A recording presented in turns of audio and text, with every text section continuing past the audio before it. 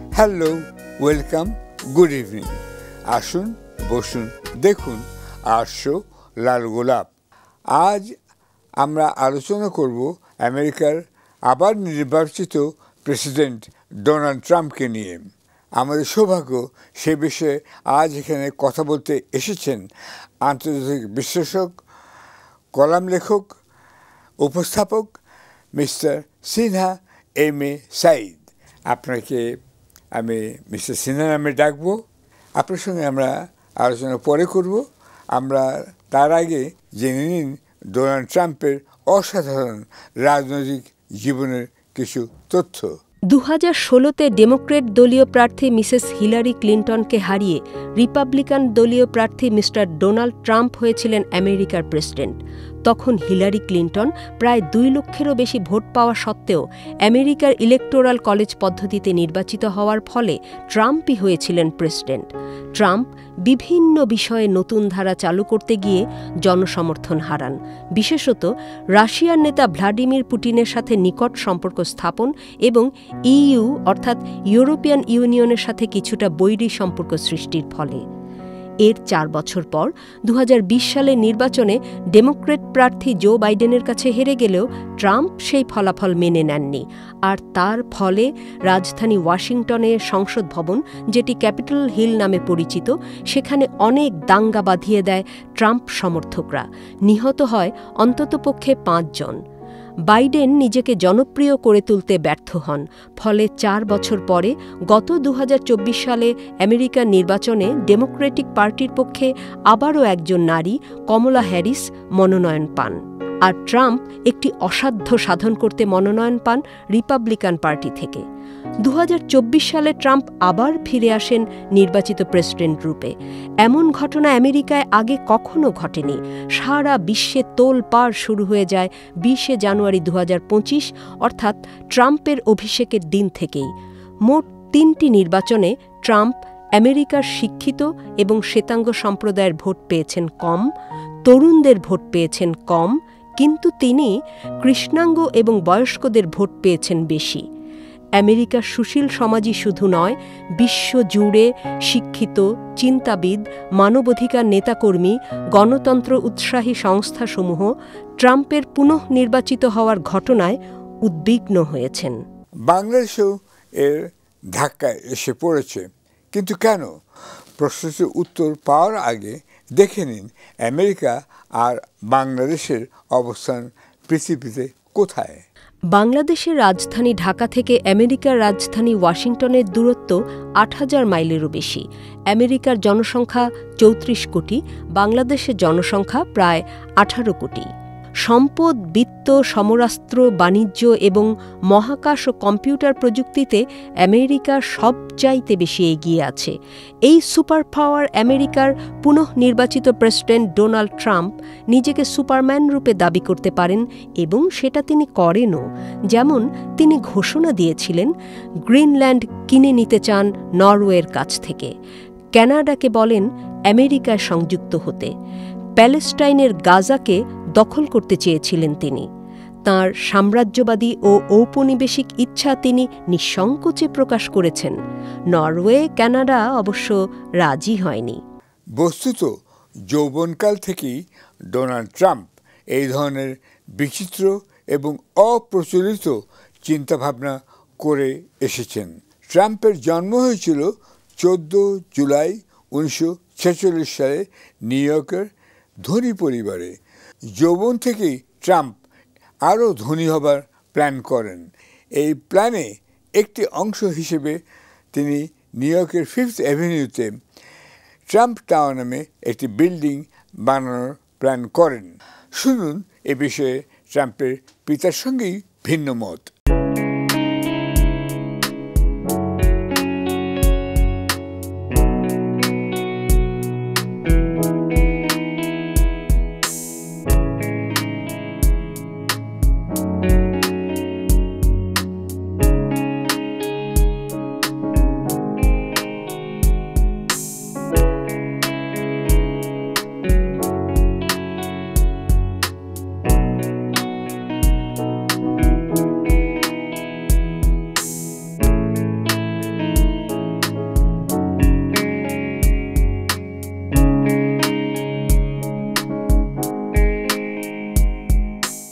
Mister Sinha M A Saeed, আপনি একজন রাজনৈতিক বিশ্লেষক, বিশেষত বিদেশ বিষয়ে, এবং আপনি একজন কলাম লেখকও, এবং সর্বোপরি আপনি একজন উপস্থাপকও।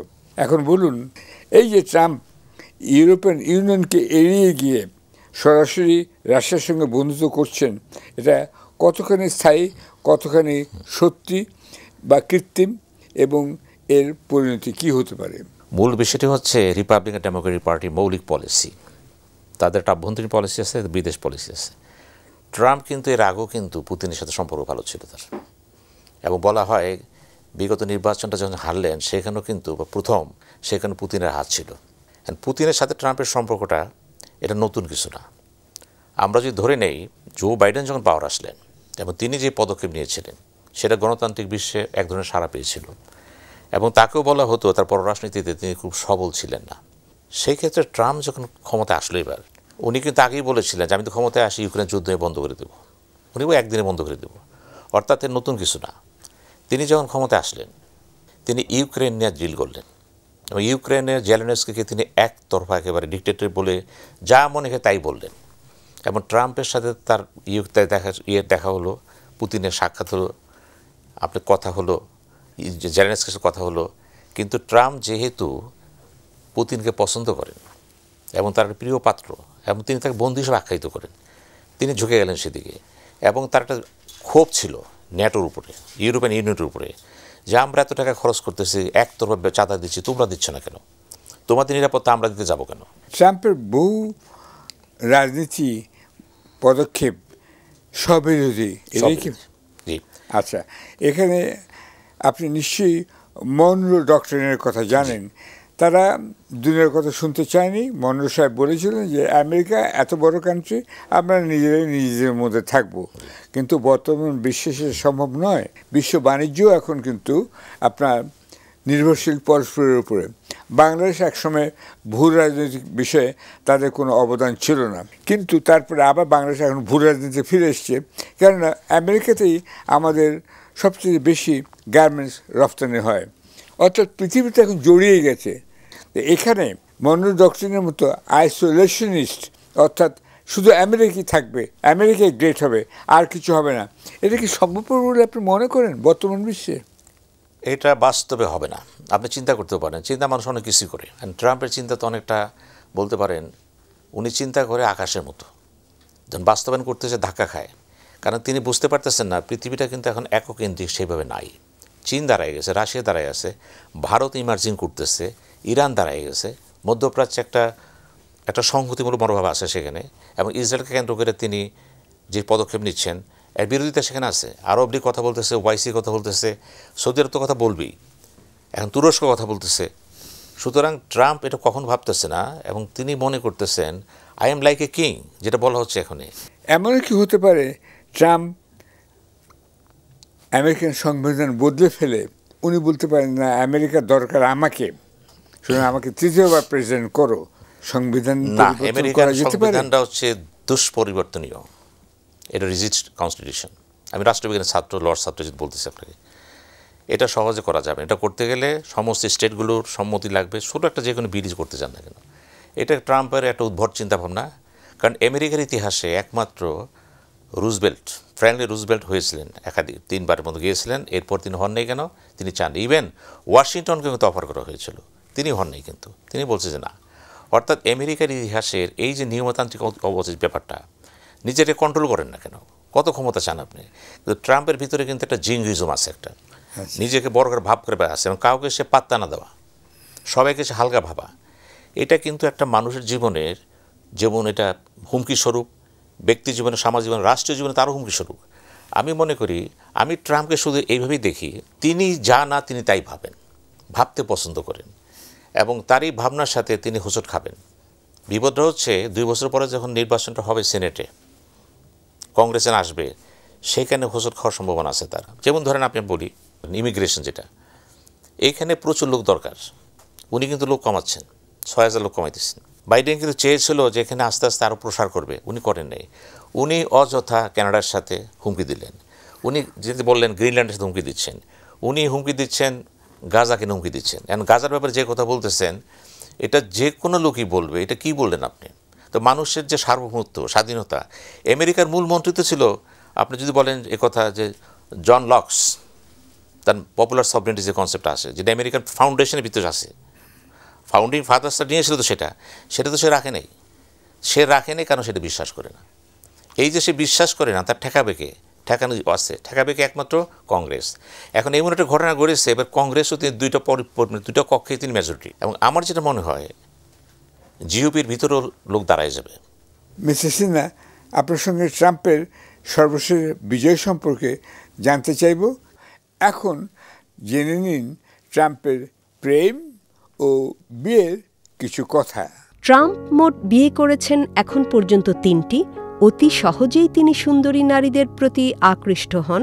তার চারিত্রিক এই দিকটা যেমন কৌতূহল উদ্দীপক, অন্যদিকে মদ খাওয়ায় তার অনাসক্তিও আলোচিত বিষয়। ট্রাম্প ভালোবাসেন গলফ খেলতে। স্কটল্যান্ডে তিনি সময় পেলে খেলতে যান। এছাড়া আমেরিকার মারে লার্গোতে আছে তার বিলাসী প্রাসাদ। তবে ট্রাম্প জানতেন কিভাবে সুন্দরী নারীদেরকে তার প্রেমে ফেলতে হয়। প্রথম দর্শনেই তিনি অনেক নারীকে কুপোকাত করেছিলেন। দেখুন তাহলে।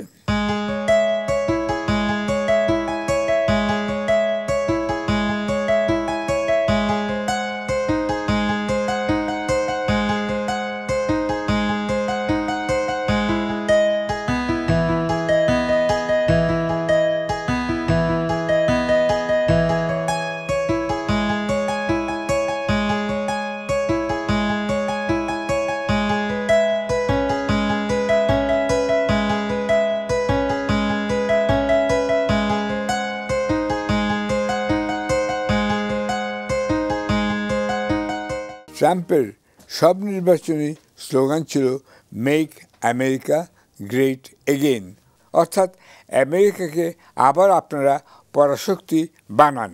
সংক্ষেপে যা ইংরেজিতে MAGA বা মাগা নামে পরিচিত। ছোট দেশ নিয়ে তার কোনো মাথা ব্যথা ছিল না এবং এখনও নেই।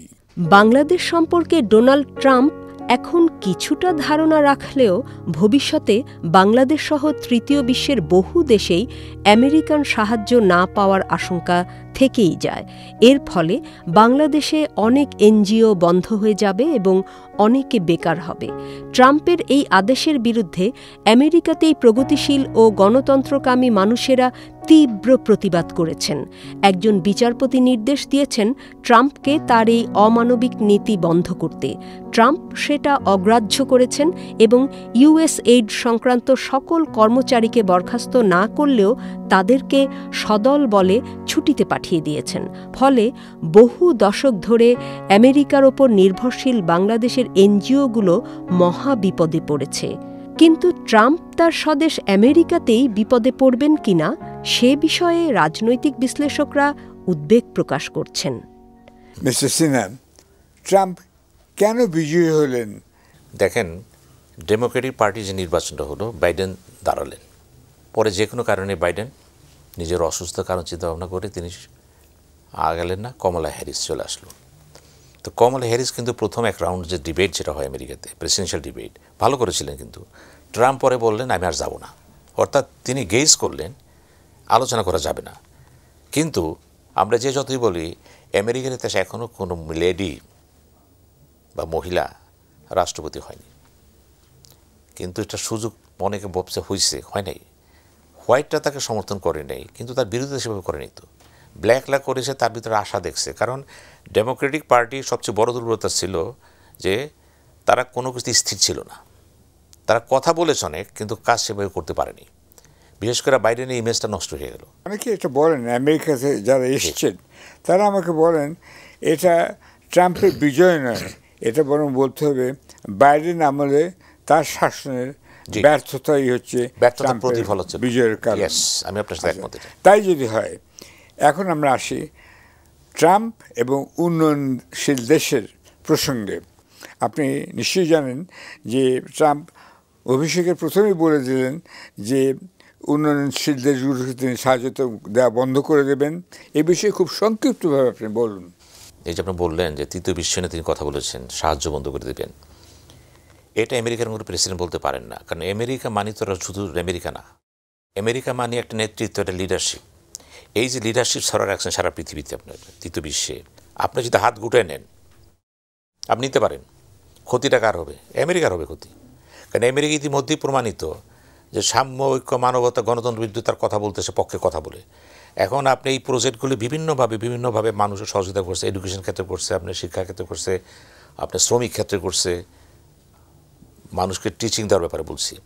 এখন হঠাৎ করে তিনি বললেন আমি দেব না, এটা কিন্তু তার একতরফা একটা উক্তি, পদক্ষেপ। এই পদক্ষেপ কিন্তু মানবে না এবং এটা কিন্তু ফেল করবেই।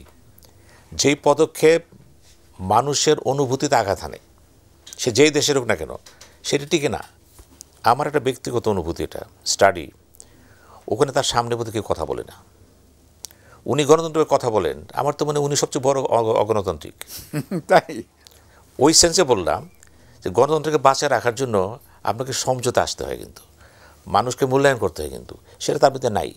তার যে আমলাতন্ত্র, এই আমলাতন্ত্র দিয়ে এই ট্রাম্প যে মনোভাবে আসছেন, উনি পারবেন না, উনি গাজা পাবেন না, গাজা দখল করতে পারবেন না তিনি। ইউরোপে তিনি যে চাচ্ছেন সেটা হবে না। এবং ইসরায়েলে যেটা ইউক্রেন যেটা করতেছেন, এখন সেখানে বলে দিছে ডিল পাঠাইছে, তাদের মিনারেল রিসোর্সেস দিয়ে দিবেন, টাকা দিছি। মানুষ দেখতেছে, কিন্তু সে এক হাতে দেয় এক হাতে নেয়। এইটা কিন্তু আমেরিকার প্রেসিডেন্ট কেউ চায় না, কিন্তু তিনি প্রমাণ করতেছেন। কিন্তু এটা এই সব কিছু মিলে যেটা দেখা যায় যে ট্রাম্পের মাঝে হানার যে দ্বন্দ্ব, it is one of the greatest threat in history of America. এবং এটা নিয়ে চিন্তা করতে হবে, কিন্তু আপনি দেখবেন এটা একটা ব্লাস্ট পড়বে, কিন্তু অভ্যন্তরীণ রাজনীতিতে পড়বে, বিশ্ব রাজনীতিতে পড়বে। এখন ঘটনাক্রমে আমি বলি, ট্রাম্পের সাথে মোদি যে প্রেস কনফারেন্স করতেছিলেন, উনি যখন বললেন, একটা প্রশ্ন করলেন, এক উত্তর দিলেন যে বাংলাদেশ ব্যাপারটা তো আমি জানি না, এটা জানে নরেন্দ্র মোদী, শত কাজ করতেছে। অনেকে ব্যাখ্যা দিচ্ছেন, কিন্তু এখানে তাত্ত্বিকরা, পণ্ডিত এত ব্যাখ্যা দিচ্ছেন যে ডিকশন বলে বই তৈরি হয়ে গেছে। যদি দেখা যায় উনি আসলে কিছু মনে করেই বলেননি, তাহলে আপনার এই ব্যাখ্যার অর্থ কী? মোদির সাথে তার কী কথা হয়েছে না হয়েছে, মোদি তো বলেনি কিছু, গোপন কথা হইতেই পারে তার। আমরা দৃশ্যমান কথা শুনে মূল্যায়ন করতেছি, ব্যাপার না হইতে পারে। আমরা দেখব ভারতের পদক্ষেপ সামনে কি হয়। মিস্টার সিনহা, সবশেষে আপনি খুব সংক্ষেপে বলুন যে ট্রাম্পের নেতৃত্বে আমেরিকার কি ভবিষ্যৎ আপনি দেখতে পাচ্ছেন? ভবিষ্যৎ আমি ভালোই দেখছি, মূলত কারণ একটাই, ট্রাম্প কিন্তু কাজের লোক, তিনি ব্যবসা ভালো বোঝেন। এবং বিশ্ব রাজনীতিতে কিন্তু রাজনীতি কিন্তু ব্যবসার বাইরে না। Politic economy is the factor in the whole world. এবং এটা ব্যাপারে ট্রাম্প কিন্তু সিদ্ধহস্ত, যেহেতু ট্রাম্পের রাজনৈতিক সাইডটা মনে করি দুর্বল, বিজনেস এবং কিছুটা জিঙ্গুইজম। এবং তিনি বলেছেন আমার সময় কোনো সামরিক অ্যাটাক হবে না, আমেরিকা ইন্টারভেনশন যাবে না, গুড সাইন। সব মিলে যে দেখা যাচ্ছে তিনি নির্ভর করতেছে অভ্যন্তরীণ তার সমস্যা যেগুলো আছে সেগুলি তিনি কতটুকু পারেন। আমি একটা বিষয় তার সাথে একমত যে ট্রাম্পের মতো লোক দরকার আছে কিন্তু আমেরিকাতে। উনি কিন্তু যা বলে তা করে ছাড়ে, এই ধরনের স্ট্রং যে অ্যাটিটিউড। কিন্তু উনি যখন ভুলটা করে ফেলেন তখন বিপদ হয়ে যায়। কিন্তু এই জন্য ট্রাম্পেরও উচিত হবে যে রাষ্ট্র যারা ভালো বুঝে, রাজনীতি যারা ভালো বুঝে এবং যারা বাস্তবভিত্তিক কথা বলে, শুধু আদর্শিক কথা না, ওই সমস্ত কিছু লোককে তার আশেপাশে রাখা এবং তাদেরকে হিয়ারিং করা, শোনা। এবং ট্রাম্পকে বিশ্বাস করতে হবে আগামী পৃথিবীতে আমেরিকার নেতৃত্ব থাকবে, নিঃসন্দেহে থাকবে, কিন্তু একক না। কিন্তু সেটা হবে ছোট ছোট জায়গায় ধাক্কা খাবে সে। এবং চীনের সাথে আমরা চীনকে যতই যেভাবে দেখি না কেন, চীন কিন্তু ইমার্জিং, সে আগে যাচ্ছে কিন্তু, এবং সে তার পায়ে রাখাচ্ছে কিন্তু। এবং চীনের সাথে রাশিয়ার সম্পর্ক আছে, চীনের সাথে সৌদি আরবের সম্পর্ক আছে, তুরস্কের সম্পর্ক আছে, এটা তাকে মনে রাখতে হবে। সব কিছু এক থাকে।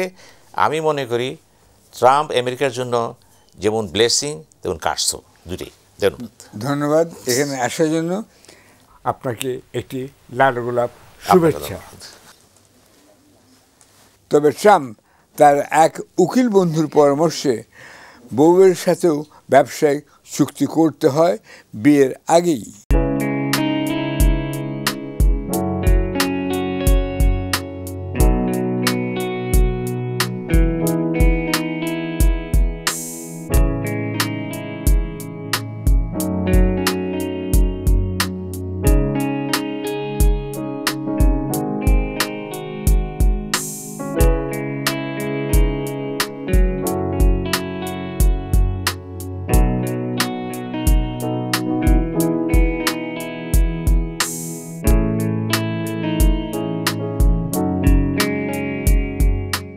তবে সে যাই হোক না কেন, একটি বিষয়ে আমরা নিশ্চিত হতে পারি যে ভবিষ্যতে আমরা ডোনাল্ড ট্রাম্পের কাছ থেকে অকল্পনীয়, অচিন্তনীয়, অভাবনীয় এবং অপ্রত্যাশিত অনেক কিছুই পাব। ততক্ষণ পর্যন্ত সবাই নিরাপদে থাকুন। Thank you and good night.